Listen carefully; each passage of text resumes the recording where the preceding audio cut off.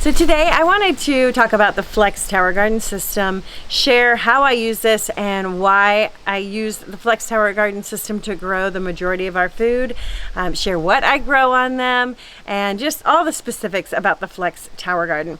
So I have been a gardener for 20 plus years. I've used all the methods I can think of: double dig, no dig gardens, permaculture, row beds, market beds, all the things. And I switched to tower gardens in 2021.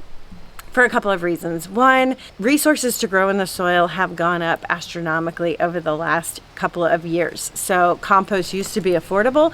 I no longer find it to be affordable, good compost.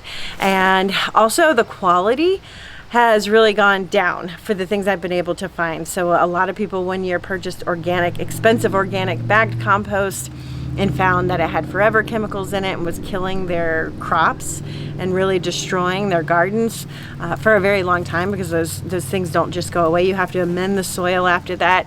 And I purchased compost from the leading compost provider in our area and found it was littered with microplastics. And what they had done is collected manure and donations from farmers who have manure so that they can make the compost the right ratios, and that manure was delivered in feed bags. And instead of taking it out of the feed bags, they just threw the feed bags into the grinder and ground them up, leaving thousands and thousands of pieces of plastic in the compost that I purchased, which is really upsetting. That, the cost, the labor, you need to manage weeds when you're growing. No matter what system you're growing, you've always got to be managing weeds, which requires laying cardboard and then something like wood chips, which can be free if you're in the right area and can get those delivered by tree companies who need to get rid of them. I can't get them up here. In order for me to get wood chips, I have to go down the mountain, shovel them, bringing them back up. So it just was very expensive, labor intensive. And then it was seasonal. I was getting a lot of food for a very little bit of time and then being left without anything for months on end.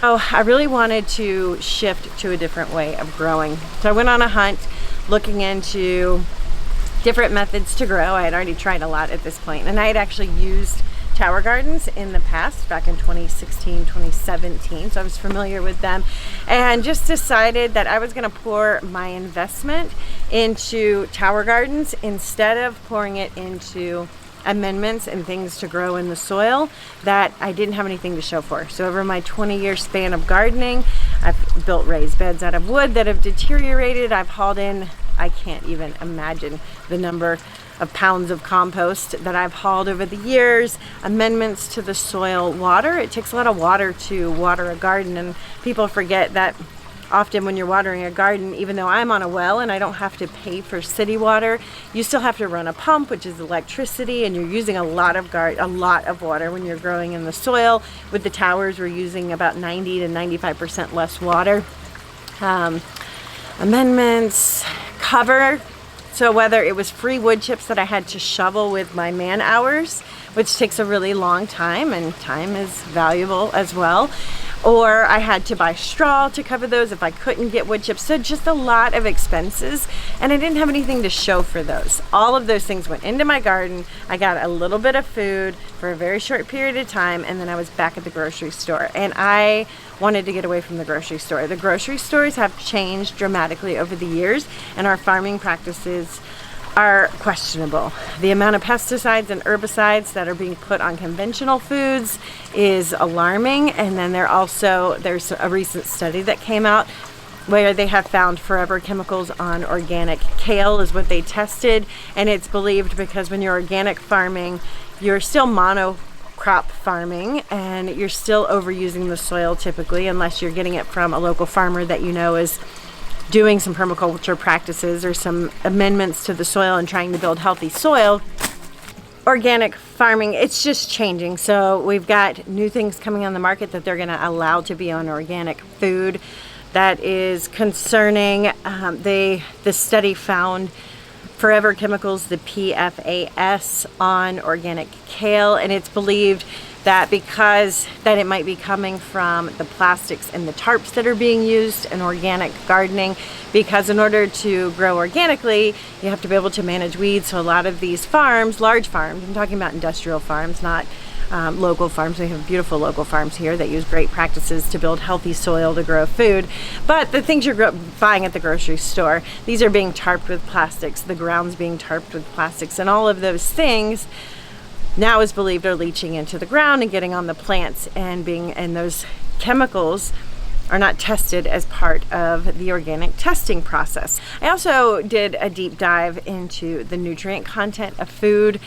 Is organic food more nutrient dense than conventional foods? And it's actually not, because they're still using monocrop practices. They're still overusing the soil. They're still adding fertilizers and things to those plants. They just can't use synthetic. So basically, one is using synthetic fertilizers and pest management systems, and organic is using non-synthetic fertilizers and non-synthetic pest management systems. So the nutrient content is about the same. And then once you pick a food, and spinach was a great example of one, it starts to lose its nutrients right away. And it has been found that after 3 days, 30% of the nutrients, especially things like vitamin C, are depleted and have gone away from that plant. All right, I'm coming over here with the lights a little better. But the nutrients die after we harvest them. It is predicted 30% after 3 days, and then it just declines. And our food is traveling 1,500 miles to get to the grocery store on average, and can be anywhere from 7 days on up old by the time it gets there, and then you have to go buy it, get it to your house. A lot of times food just sits in our refrigerators before we use it, and the nutrients are just depleting out of those things. For me, moving away from the grocery store and getting food independence was top priority, and so I had to just accept that soil gardens were not going to be the solution. I've tried that. I've tried all the methods. I gave it a good shot here.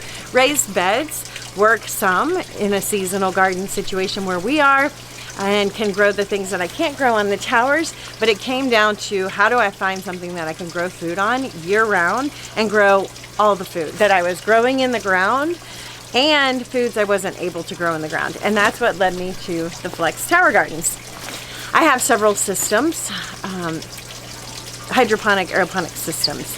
And the ones I talk about in this channel are the tower gardens, because they're the ones I grow on.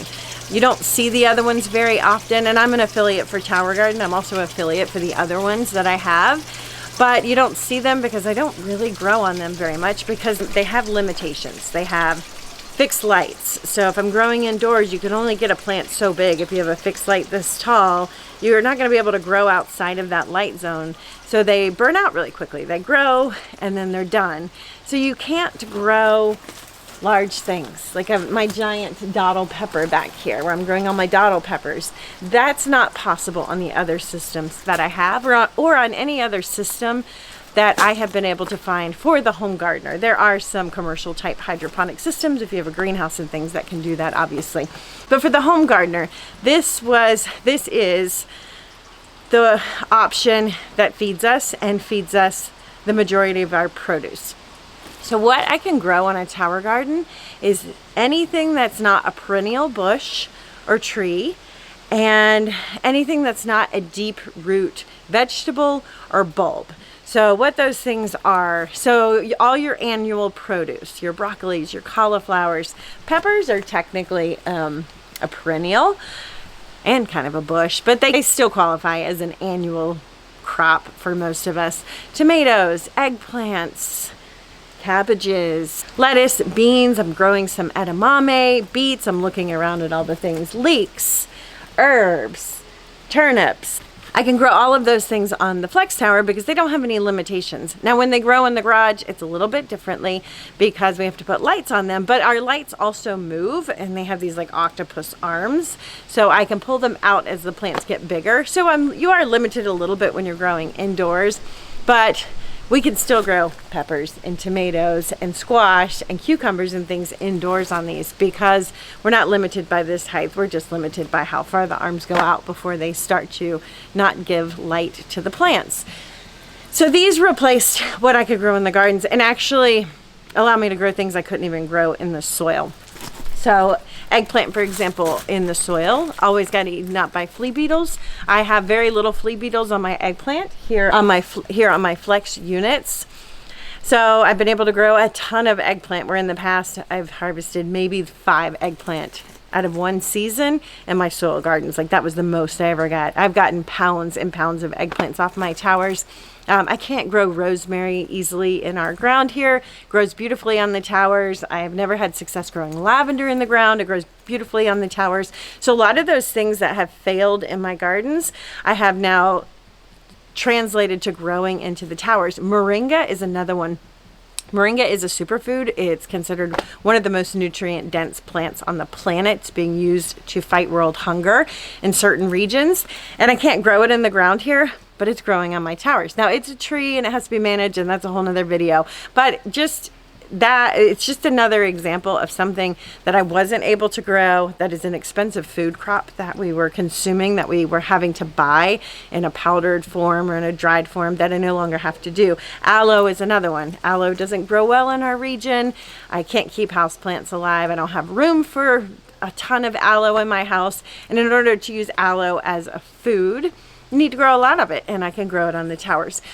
So I switched over. I just committed to maxing these things out and using them as our sole source of replacing the grocery store. And so that's what you will find on this channel. It's me finding the ways to get the most food out of my towers on a consistent basis, growing the most variety, because I think variety is huge for our overall health and wellness, just the diversity in our taste buds and in our nutrients that we can get from different plants. It was that commitment that really shifted how I use towers. I had a tower in I can't remember if it was 2016 or 2017, but back during that time I was really into permaculture gardening, and I was setting up a food forest, and that food forest was amazing and gorgeous, and I grew so much moringa I could feed multiple families with moringa, but it was supplemental. It never replaced the grocery store. I turned an entire double lot, so it was 100 feet wide by I think 80 feet deep, turned that whole area into food production, and still was only supplementing the grocery store, which is mind-blowing, but it's the reality of soil gardening. We can grow a ton of things in the soil, but we're limited by the season. So I can grow a ton of tomatoes and can them and have tomatoes for the year, but I can't also then have fresh tomatoes throughout the other 3 seasons, and I can't have peppers, and I can't have broccoli and cauliflower and lettuce and all the things all the time, right? So when I decided to switch to the towers, it was with the mindset that this is how I'm going to grow food. I'm going to grow food year round, and we're going to replace the grocery store. Like, that is what we're doing. Whether I had 1 tower initially and then grabbed 3 more quickly after that, 3 flex units. But whether you have 1 tower or I have 9 now, it's the turning it over, using the food, constantly starting the seeds, that's going to replace the grocery store and give you fresh things to eat. And so that's what I'm doing with these towers. So now that I've covered the why, I want to just chat specifics about the Flex and why it works to accomplish the goals that I'm trying to accomplish. For one, I talked about microplastics in my compost. Plastics are bad. These are made of plastic.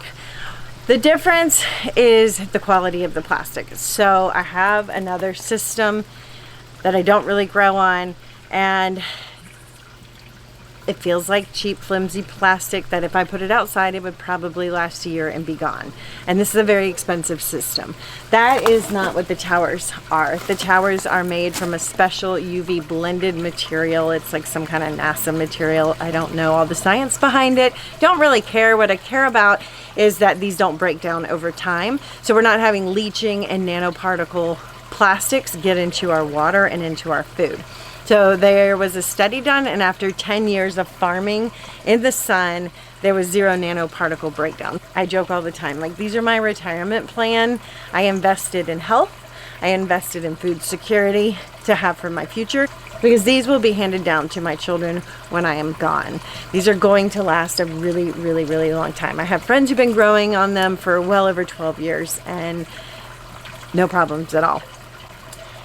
The other reason I chose to grow on these is that they use 90% to 95% less water, and that kind of depends on what you're growing. But it has a 20-gallon tank, and we put water in that, and you can hear it right now. It pumps the water to the top, and then it drips down. It's on a timer. When it's outside, it's on for 3 minutes, off for 12. So 80% of the time, the roots are in the air.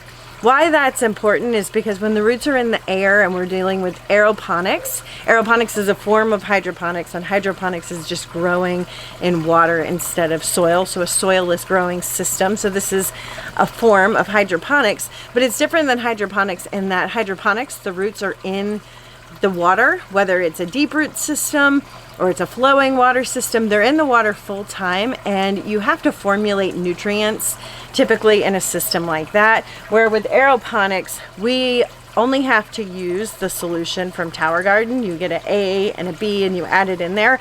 And because they're in the air, they're really, really efficient at absorbing the nutrients they need and leaving the rest. And so the water goes in. The plants right now, the roots have been exposed to air and oxygen, which makes them really good absorbing nutrients and water. When they're exposed to nutrients and water, they're going to take all of that in. The rest gets recycled down to the bottom, and we continue the process over and over and over again. We have to refill the tank, of course, and add nutrients. And in the summer, when I have a tower full of tomatoes, that can be as often as once a week. In the winter, it can be as often as once every 2 months. It just depends on what you're growing, the temperatures, things like that. And I'm definitely not an expert with the nutrients or the science part. What I am really good at is maximizing how to get the most food off of these. And I looked into what they were made out of to make sure they weren't going to leach anything and that these were going to last. Because like I mentioned before, I've invested tons of money into my gardens and had nothing to show for those. Where now I've got my money invested in something that I do have something to show for, and these are going to last. So that's what I cared about. And then I cared about maxing them out. Like, will they grow what I need to have to replace the grocery store, like truly replace the grocery store. So the Flex have a 20-gallon tank, and you can put these on wheels, you can put them on rollers and move them around. We're on rocks, so I can't do that. And then there is a light system, and you can use the light system for the home unit, which is the tower that's typically grown inside the home. For smaller, medium to small vegetables, you can still do tomatoes and peppers and cucumbers on it. It's just a smaller system. And you can put the same lights on the Flex unit. So when you get a Flex unit, they're gonna come with 5 of these grow cages. And there's 4 grow ports per grow cage. And mine are sort of at the end of the season. I'm flipping things over to our winter gardens, and those will go into the garage and grow food for us all winter. I'll still have tomatoes and peppers and cucumbers and things. They will just be different varieties than I'm growing out here, because we want to be mindful of our limitations when we're growing inside. Like, we don't want a 6-foot by 6-foot tomato plant inside, right? So I switched to micro dwarfs and dwarf variety plants and things. But this comes with 5 grow cages, which is 20 places to grow food. I added an extension kit. I think every one of these towers should have an extension kit on it. We're already using power to pump the water up. Why not get more food out of it? So with an extension kit, I now have 28 spots to grow food. And the power to run these in our area, it's going to depend on the cost of electricity, obviously. I've estimated and done the math a few times. I'm somewhere in the $6 to maybe $8 range per month. And then when I add the lights, that cost doubles. Now, electricity costs are up and down and all over the place, and inflation is real with electricity too. But these are just a 25 amp fish tank pump or fountain pump. It's not a complicated system. It's water in a tank and a very low cost pump that's pumping water to the top, and then it just uses gravity to fall back down. They may look super fancy and complicated, but it's a very simple system with very few moving parts. There's a timer, the pump, and that's it, unless you want to use the lights. So what you can grow on a tower garden is pretty much anything. So if you want to grow tomatoes, you can grow tomatoes. You can grow winter squash, summer squash, peppers, eggplants, all the herbs, celery, all the things. You cannot grow carrots because they grow under the soil.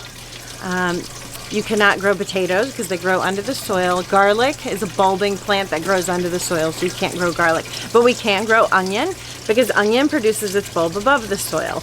And we can grow turnips because they produce above the soil, and radishes and beets and rutabaga. Those things will grow in the towers because they grow above the soil. So we really only have a few limitations. And then it's just a matter of knowing the nature of your plant. If you want to grow an indeterminate tomato, which is a tomato that will just grow indefinitely and get super large and produce a ton of fruit, that's totally fine. You may just want to put your tower next to a fence. If there was a fence behind this tower, I could grow indeterminate tomato on the back here, and I could let it trellis on that fence and keep that plant off my tower so it doesn't shade out and get messy and take things over. If you don't have a big trellising system, you can choose smaller varieties. I do dwarf variety tomatoes or just standard tomatoes that are determinate that only get about 5 feet. Then you have less to manage. We can grow cucumbers and beans and green beans and peas, herbs. There really is no limitation to what you can grow aside, like I said, the deep root vegetables you can't grow, and you can't grow perennial plants like blueberries, raspberries. Those things are bushes that will continue to grow year after year after year, and those need to be in the soil. Okay guys, so I mentioned before that you've got standard 20 spots to grow food, which doesn't sound like a lot, and I was really concerned about that when I initially got started with these. But actually, with proper planning and turning your plants over, you get an enormous amount of food, especially when you add an extension kit to these. And so on this one, I added a baby greens extension kit. And on a baby greens extension kit, we get 4 rows of 8, so 32 extra spots to grow food.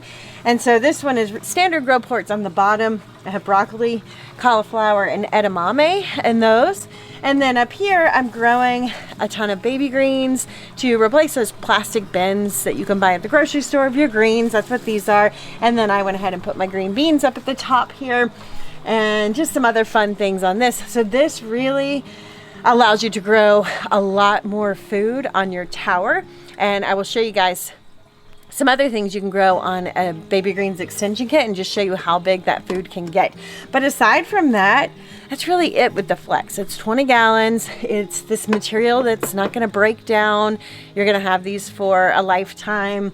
If there was to be some sort of damage on one of these cages, you only have to buy one little piece. You don't have to replace anything because these don't have moving parts. It's an inexpensive pump, and that's really it. Pretty simple, but grows an enormous amount of food.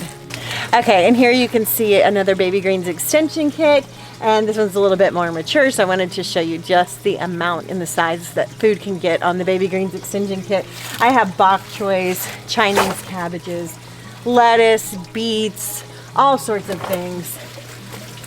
Absolutely gorgeous heads of lettuce. So this allows you to really increase the amount of food you can grow on your towers. Initially, when I purchased a tower garden, because my attention was on permaculture gardening, I looked at this as sort of a novelty item to grow a little bit of lettuce and maybe a couple of herbs. But the reality is this is replacing the grocery store for the first time in 20 years of gardening. This is feeding us hundreds and hundreds of pounds of food every year. This allows me to grow things I've never been able to have success with in the soil. This allows me to grow food year round, so I'm getting fresh, better than organic nutrient content into my family's bodies every single day with these, and it's fun. It's just super fun. Thanks for joining me, guys. I'll see you on the next video.